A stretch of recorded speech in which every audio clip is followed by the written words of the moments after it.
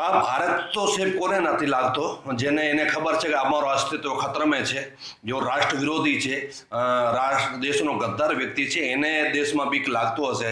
આપણે જેવા સામાન્ય માણસને કોઈ ડર બીક નથી લાગતી. કેમ? આપણે રાષ્ટ્ર આપણે સર્વોપરી છે. મારો માનવું છે કે જ્યાં અસત્ય થઈ રહ્યો છે ત્યાં આપણે બોલવું જરૂરી છે.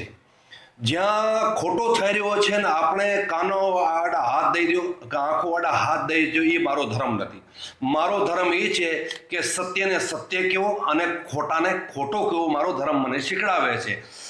જ્યાં અસત્ય થઈ રહ્યું છે ને આપણે ત્યાં ચૂપ રહીએ છીએ ને, મૌન પણ તમારો એક સમર્થન બની જતું હોય છે.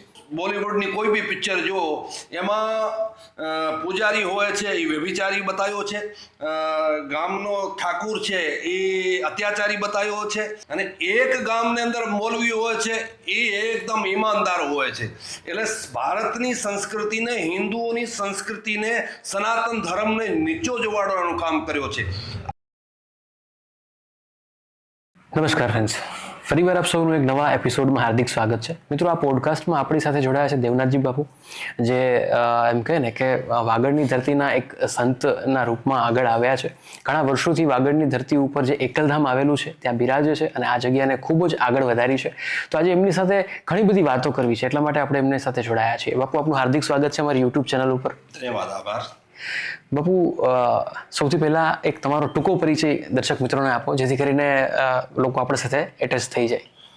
મારું નામ યોગી દેવનાથ, એકલધામ ભરૂડિયા કચ્છ વાગડ વિસ્તારમાં એકલ માતાજી મંદિર છે. હું ત્યાં રહું છું અને એકલ માતાજી પૂજા સેવા પાઠ છે અને લોકોને અંદર જાઉં છું અને એક રાષ્ટ્રને લઈ અને અધ્યાત્મને લઈને એવી જાગૃતિના કામ કરું છું. સાહેબ, તમે ઘણા બધા સાધુ સંતો જોયા હશે. રાષ્ટ્ર એમના માટે હંમેશા સર્વોપરી હોય છે. થોડુંક સોશિયલ મીડિયા તરફ આપણે આવીએ તો એમાં બાપુ ટ્વિટર ઉપર ખૂબ જ એમ કે ને એક્ટિવ હોય છે. તો સૌથી પહેલાં તમને હું જણાવું તો મને ખૂબ આનંદ થાય છે કે બાપુના 1 મિલિયન ફોલોવર્સ છે ટ્વિટર ઉપર. બાપુ, કેટલા સમય પહેલાં તમે એ ટ્વિટર ઉપર વર્ક ચાલુ કર્યું હતું, એની એક થોડીક વાતચીત આપણે કરીએ કે ભાઈ તમારું ટ્વિટરની કઈ રીતે શરૂઆત થઈ? ટ્વિટરની જ્યારે ટ્વિટર 2009 અંદર ચાલુ થયેલું, 9 અંદર ચાલુ થયેલું તો આપણા ત્યારે મુખ્યમંત્રી મોદી સાહેબ એને ટ્વિટરને એક્ટિવ કર્યો. પછી બીજા દિવસે મેં પણ એક્ટિવ કર્યો. હા, એટલે બીજા દિવસે મેં એક્ટિવ કર્યો. 2-3 વાર મારા એકાઉન્ટ સસ્પેન્ડ થયેલા. હા, બિલકુલ સસ્પેન્ડ થયેલા. પછી ધીરે ધીરે છતાં પણ આપણે એ ચીજને મૂક્યો નથી. મારો હેતુ રહ્યો છે કે આજનો જો આ ટેકનોલોજી છે એનો સદુપયોગ થવો જોઈએ અને સારા કામ માટે.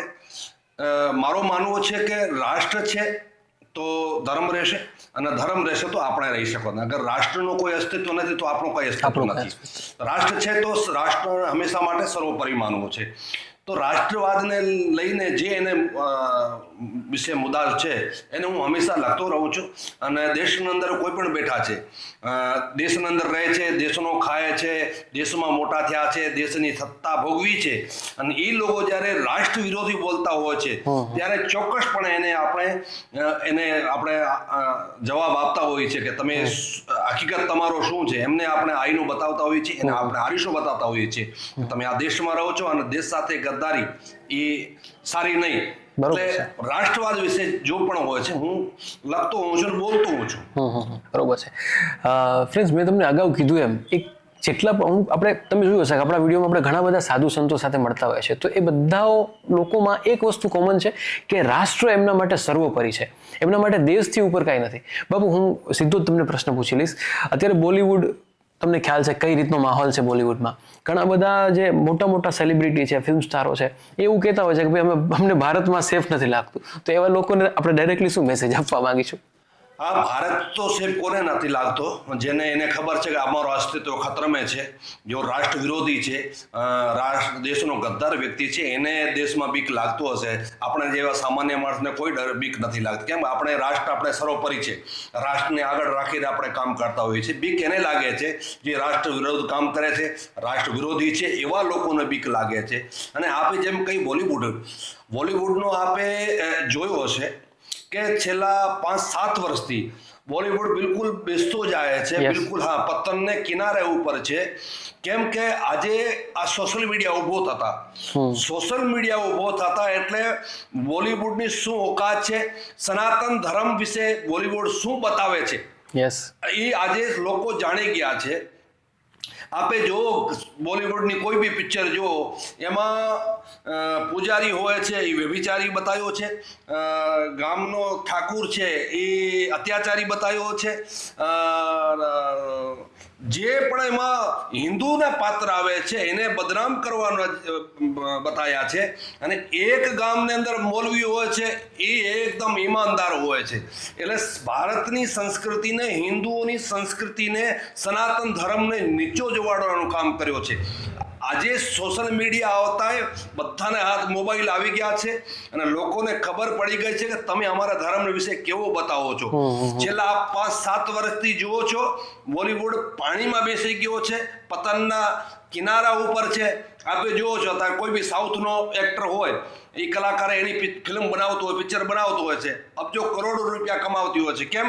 એમાં ભારતીય સંસ્કૃતિને, હિન્દુ ધર્મને પ્રમોટ કરતા હોય છે. પ્રમોટ એટલે સત્ય છે એ બતાવતા હોય છે.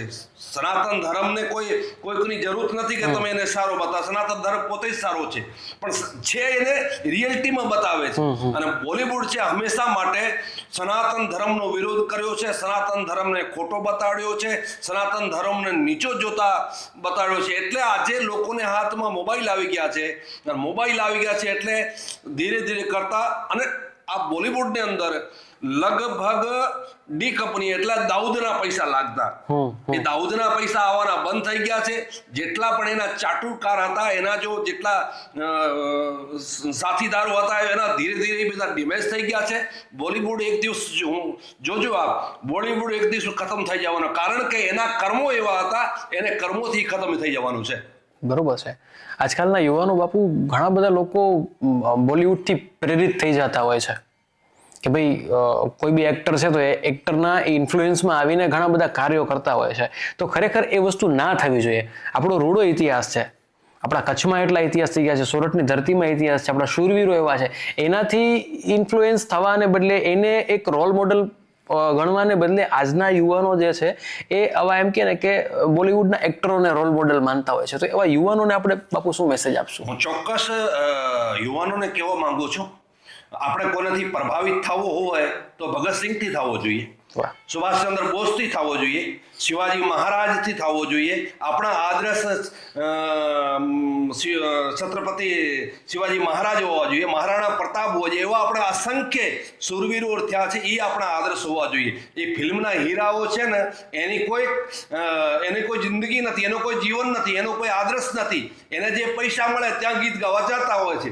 એટલે કોઈકને આપણે આઈડિયોલોજી માનીએ તો આપણા એવા હજારો મહાપુરુષો થઈ ગયા છે, એ આપણા આઈડિયોલોજી હોવી જોઈએ, એ આપણા આદર્શ હોવા જોઈએ.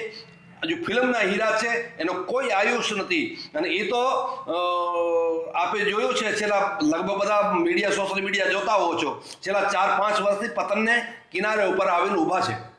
100% સાચી વાત છે. બાપુએ ખૂબ સરસ વાત કરી. અને દરેક યુવાન જે આ વિડીયો જોઈ રહ્યો છે કે કોઈ પણ વ્યક્તિ વિડીયો જોઈ રહ્યા છે, એ લોકો ખરેખર આ વસ્તુથી કોરિલેટ કરશે કે બાપુ એક્ઝેક્ટલી શું કહેવા માંગે છે.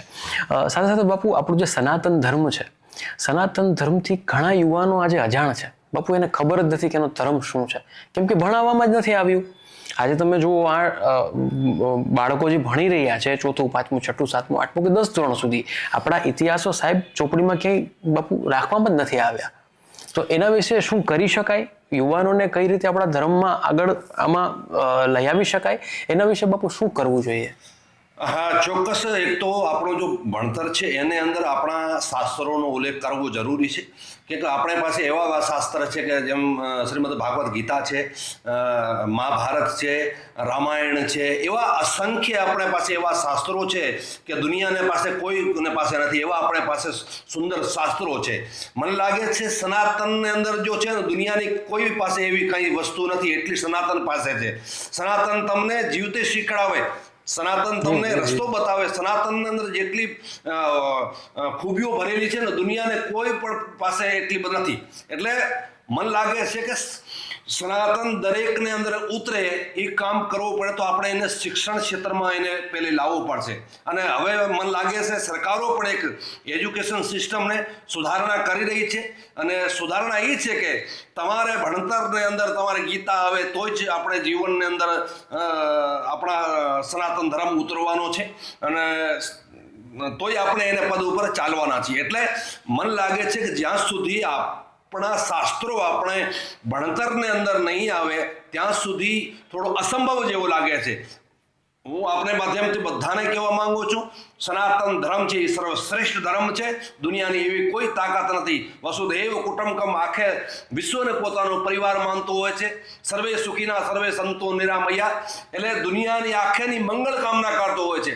આપણે મંદિરોમાં જ્યાં પૂજા થતી હોય છે ત્યારે આપણે કહીએ છીએ વિશ્વ કા કલ્યાણ હો. એવો કયો ધર્મ છે તો એમ કહેતો હોય કે વિશ્વના કલ્યાણ થાય. એ તો પોતાનો ધર્મની જે થાય એટલો જ બોલતા હોય છે.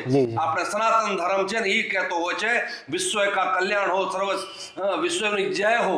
તો મને લાગે છે સનાતન ધર્મ સર્વશ્રેષ્ઠ છે અને એનાથી મોટો કોઈ ધર્મ નથી. ખૂબ સરસ વાત કરી બાપુએ કે સનાતન ધર્મ જે છે એનાથી મોટો કોઈ ધર્મ નથી.